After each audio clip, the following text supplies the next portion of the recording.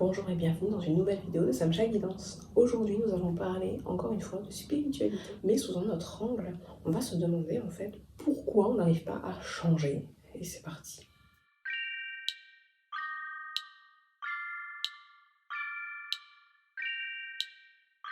D'ailleurs, gardez votre libre arbitre, vous en aurez besoin ici et ailleurs. Cette vidéo s'adresse à un certain type de personnalité et de personnes, donc n'hésitez pas à swiper si jamais vous ne vous sentez pas concerné. Donc là, je vais m'adresser à ce type de personnes. Ce sont des personnes qui ont découvert la spiritualité ou qui la connaissent depuis un petit moment et également le développement personnel. Donc elles ont compris qu'en fait en elles avaient des choses à modifier parce que ça les rendait pas heureux ou heureuses et elles ont passé leur temps dans les livres, le nez dans les livres. Elles ont lu des millions, des milliers de livres, peut-être sur la blessure de l'abandon, du rejet, de l'humiliation, des pervers narcissiques, des relations toxiques, etc.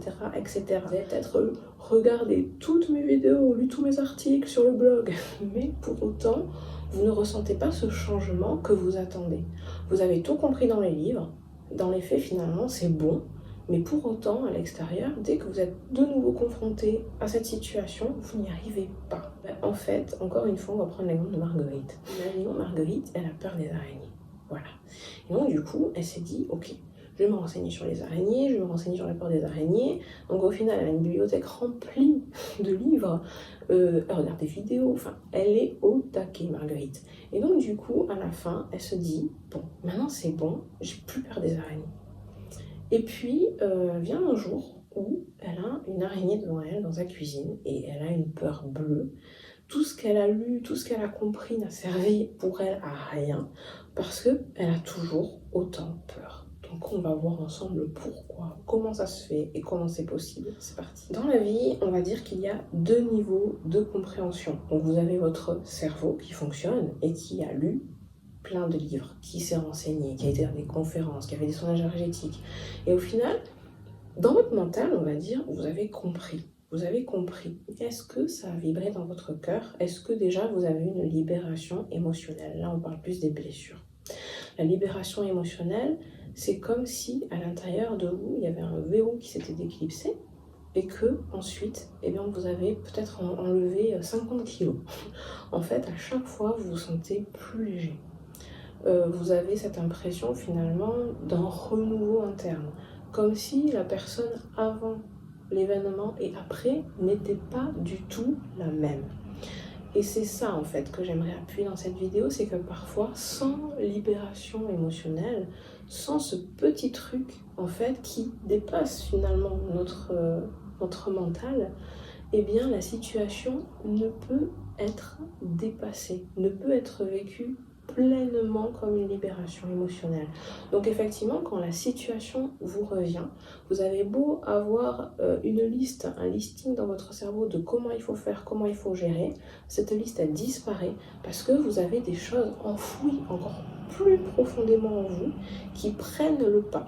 Parce qu'en fait, il ne faut pas croire que parce que vous allez regarder des vidéos, lire des livres, votre cas, comme pour mes vidéos, sera dans le livre. Pas forcément. Et l'un des problèmes justement que peut occasionner ce genre de perception finalement de l'avancement personnel, c'est une grande frustration. Parce que effectivement, si vous êtes et si vous avez été un bon élève ou une bonne élève, vous êtes toujours dit, ok, si j'apprends mon cours, j'aurai une bonne note. Voilà, c'est ça qu'on apprend finalement. Si tel livre, tu l'as lu, tu l'as compris, tu l'as intégré, bah au final, c'est bon, c'est sûr, maintenant tu vas t'en sortir, tu as un sur 20, on passe à autre chose. Malheureusement, ça ne se passe pas comme ça. Et le cœur nous met finalement à rude épreuve, parce que vous allez avoir des expériences dans votre quotidien qui vont venir vous démontrer si oui ou non vous avez réussi ou pas à dépasser cette situation. Dans le cas de Marguerite, par exemple, et de son araignée, on peut voir qu'elle a eu beau tout lire, tout voir, ben finalement, ça n'a pas marché.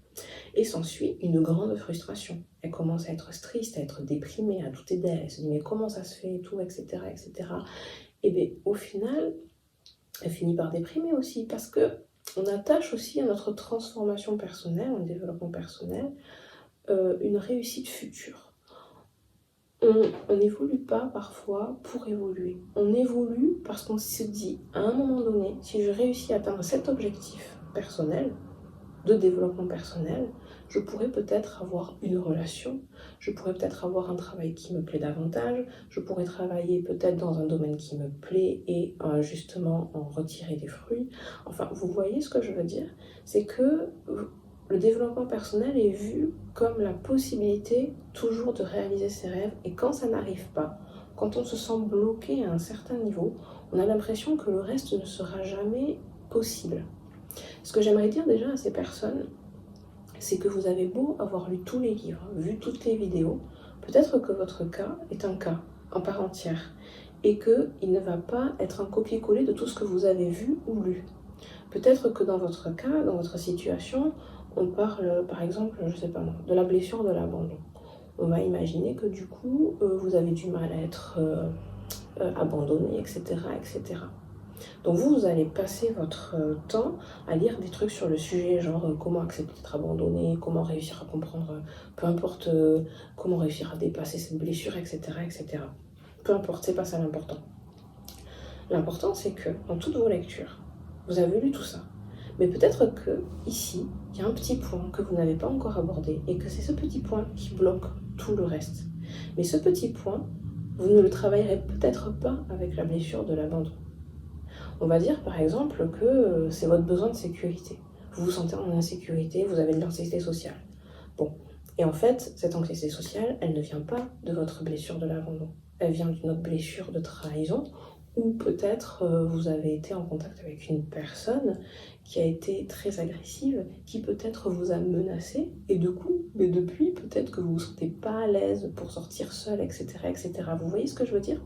Donc au final, ce que vous voulez atteindre, c'est ici. Vous vous dites que c'est la blessure de l'abandon qui en est la cause, alors qu'en fait, il y a aussi une histoire avec la sécurité et votre sentiment d'insécurité qui est ici. Mais ça, vous ne le voyez pas, vous ne le sentez pas. Vous ne le voyez pas, vous ne le ressentez pas. Donc, à force de rester bloqué sur ce que les livres disent, vous en oubliez que vous aussi, vous avez le droit à la parole, que vous aussi, vous pouvez prendre finalement votre cahier et vous dire, ok, qu'est-ce qui est inclus dans ma blessure? Qu'est-ce que je ressens aujourd'hui? Qu'est-ce qui s'est passé dans cette relation qui était un exercice? Parce que c'est ça aussi. Après avoir lu tous ces livres, etc., vous pouvez vous dire, ok, maintenant c'est bon, je vais y arriver, il n'y a pas de souci. Et puis, on va vous mettre sur la piste, finalement, d'un exercice en taille réelle dans la vie de tous les jours. Et vous allez, entre guillemets, penser que vous échouez parce que, ben, encore une fois, ça s'est mal passé, ça s'est mal fini, etc., etc. Alors qu'en fait, non, c'était encore pour vous mettre en lumière une situation qui fait partie de ça, que vous devez comprendre pour pouvoir dépasser l'ensemble. Donc, n'imaginez pas que parce que vous avez lu des livres, vous saurez OP sur tout. Non. Et c'est pas grave, parce que la vie vous mettra en place, finalement, comme je l'ai dit, des exercices qui vous permettront, encore une fois, d'éclairer votre chemin, d'éclairer votre lanterne et de comprendre ce qui peut être aussi intégré dans votre blessure, votre traumatisme, votre stress. Bref. Et ce que j'aimerais dire aussi, c'est que de cette frustration, ok, de cette impatience au changement, naît aussi ce que j'appellerais, que d'autres ont appelé, le fait d'être trop dur avec vous, à force de vous donner finalement des quotas à atteindre, un temps donné, vous ne vous laissez pas être. Parce que la vie est ainsi faite qu'il y a des matins, vous pouvez avoir un nouveau souffle qui vient. Et d'un coup, vous ne savez pas pourquoi, tout s'est débloqué. Parce que parfois, le temps fait bien son œuvre. Il y a des choses qui se mettent en place à un niveau supérieur, dont on n'a pas forcément conscience, et qui nous permettent, parfois même durant la nuit, de débloquer certaines situations. Et donc le lendemain, ben, finalement, ce que vous avez lutté, c'était une lutte au bout d'un moment, il faut comprendre ça, c'est qu'au bout d'un moment, vous ne travaillez pas avec vous et avec les différentes parties de vous. Vous luttez contre elles, parce que vous voulez avancer dans tel temps, parce que vous voulez faire dans tant de temps. Donc cette lutte, finalement, au lieu de vivre ça dans une fluidité totale, c'est comme s'il y avait plein de parts de vous qui étaient toujours crispées, toujours en stress. Non, laissez-vous être ce que vous êtes, avec un objectif clair, et en sachant que à partir du moment où vous levez tous les jours, en vous disant « je vais y arriver », Et s'il te plaît, Seigneur, aide-moi, un jour, vous y parviendrez. Parce que l'intérêt, c'est pas de faire plus que ce que l'on peut, c'est de faire de son mieux. J'espère que cette vidéo vous aura aidé. Et surtout, n'oubliez pas, vous avez le droit de prendre votre temps. Vous avez le droit de vous aimer tel que vous êtes aujourd'hui et de comprendre que toutes les parties en vous qui parfois vous agacent étaient là aussi pour vous aider à leur manière dans certaines situations où vous vous sentiez bloqué ou en insécurité ou même menacé. Sur ce, je vous dis à la semaine prochaine. Bye bye.